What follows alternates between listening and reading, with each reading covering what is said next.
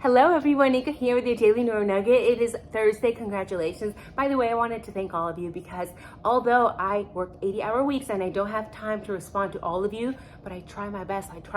I definitely do read all of your comments, so thank you. They make my day. I love interacting with all of you guys. It's an awesome little community that we've built together, so thank you.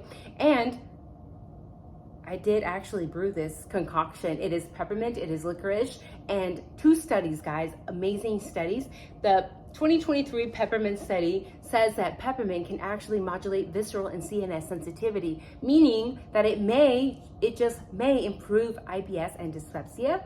And then the 2016 study showing that licorice can actually reduce H. pylori in just 2 freaking weeks, okay? And if you know anything about H. pylori, is that it can cause ulcers. Nobody wants that. Nobody wants that. So look at this. It's sickly sweet. It's brown. It's delicious. Does not need sweetener, but it is just amazing. And it's very refreshing because of the peppermint. I am not a doctor. This is not medical advice. I will not be sued. Talk to your doctor. Cheers. Now, let's talk about Stacy Chapin, Ethan's mother.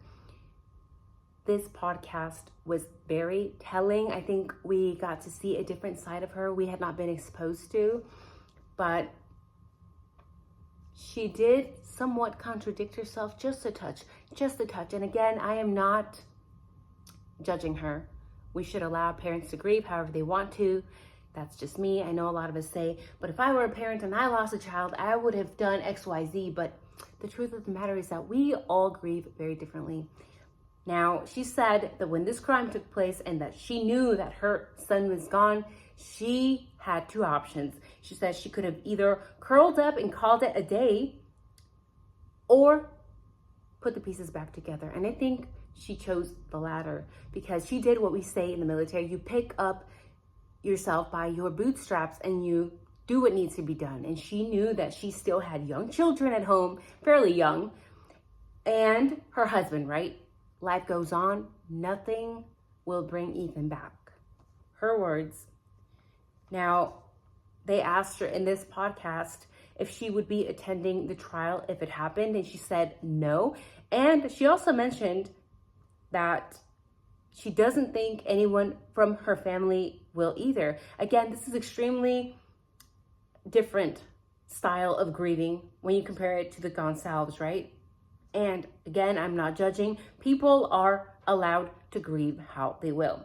Now, she said that they're actually okay with the proceedings and their pace because nothing can bring Ethan back. Again, an extreme deviation from how the Gonsalves, we know that they're pressuring, we know that they want somebody unalive, they want somebody to get the death penalty already. They want revenge. Both very common styles of grieving. Either you want revenge and you're stuck, or you move on, and those people that move on can often do so very quickly. And by moving on, I don't mean that she forgot about Ethan. Of course not. I mean, life goes on. You gotta do what you gotta do.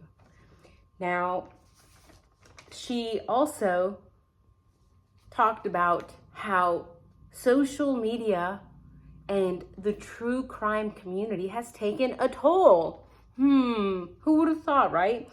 This is what she said. She said, the true crime nation is shocking, but at the heart of every true crime situation is a family like mine. Now, I think this is very hypocritical. This is not judging, again, on how she's grieving. This is me calling her out on the fact that she's, from how I am deciphering this phrase, is that she's saying that basically the true crime nation is making things a lot harder. Social media, it's a lot of pressure, X, Y, Z. That's how I am interpreting it. Please let me know your interpretation in the comments. But this is the same woman that attended CrimeCon in 2023, only 10 months after the IDAHO4. But now she's coming out saying that, the true crime community that it's a frenzy and it's taken a toll on her. What did she think was going to happen? And again, when something horrible happens, such as you losing your young son while he's with his girlfriend and 3 other young people are also taken away forever, maybe she wasn't thinking when she attended CrimeCon back in 2023. And back then, she said she had been, again, her words in quotes, thrust into the epicenter of the incredibly devoted community. So back when she attended CrimeCon, the True Crime Nation was supposedly an incredibly devoted community, but now all of a suddenly it's a social media frenzy who's taken a toll and is stressing her out, right? Again, not judging, but why attend CrimeCon? Was she just not thinking? Is she now 19 months later changing her mind about the true crime community, the same community that she praised back in CrimeCon September 2023? Again, a reminder to all of you guys who are going to be leaving comments, is not for us to judge how the family grieves. It is not for us to judge how the family grieves. It is not for us to judge how the family grieves. So stay respectful. You have to put yourself in people's shoes. You have to be empathetic. And I know a lot of people don't know how to do that, especially in the internet, right? Because we can all be cowards behind a keyboard. Now, I'm going to be a little hypocritical myself because I am going to say that's a hypocritical comment. How can she say we are amazing, but then we're not? Yes, no, yes, no. Attending CrimeCon back in the day, 10 months after her son was unalived, did not make her look good, okay? Did not give a good look. Again, she was probably not thinking. I'm just saying from our point of view, watching her actions, it was not a good look for Stacy because people are saying, what is wrong with her? Is she mentally unstable? Is she not thinking about her other children? Because allegedly, some people have also said if she actually gave a damn about her 2 other children, why send them back to U of I? When you know that it's unsafe. It's unsafe. Why? Not judging, just saying. And some people, actually me, I said this, okay? I'm not gonna put words in other people's mouth. I said this, but the way I see her attending CrimeCon back in September 2023 is the same as a young girl with a big rear with the tightest Lululemon shorts at the gym under the squat rack, then getting upset because she's getting attention from males. How dare you look at me? I don't want the attention. I just want to wear the tightest, shortest shorts where my cheeks are hanging out. What?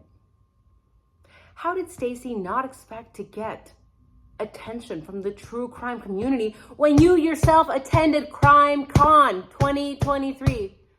The phone is shaking. Don't fall. Again, I'm not judging. Again, she was probably not in her right mind. Probably was not. It was very early, 10 months after her son was gone. It's early.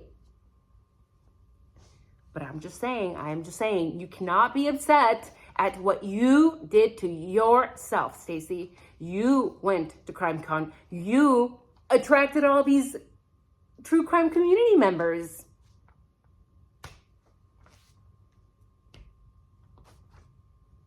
So no. And you know what? This not only goes out to Stacy, this goes to everybody. If social media frenzy, Stacy's words, gets to be too much, you know what you do? You unplug, you delete that app, you turn off the phone, you go take a walk in nature, you drink some herbal teas, you get a job, a hobby, something where you're not connected to people who don't really exist, right? I mean, I know we all exist, but you know what I mean. Because if somebody is harassing you or bothering you, for example, me in my Instagram, block, delete, block, delete, block, delete. That's what you do. You disconnect. So that is healthy advice, mental health advice that I had to pay for when I got my master's. I paid for that, and I'm giving you that advice for free.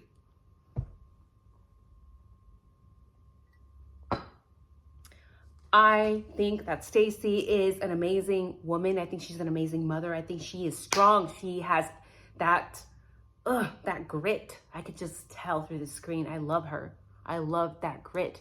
She said, you know what? We're not letting this destroy our family. I have kids.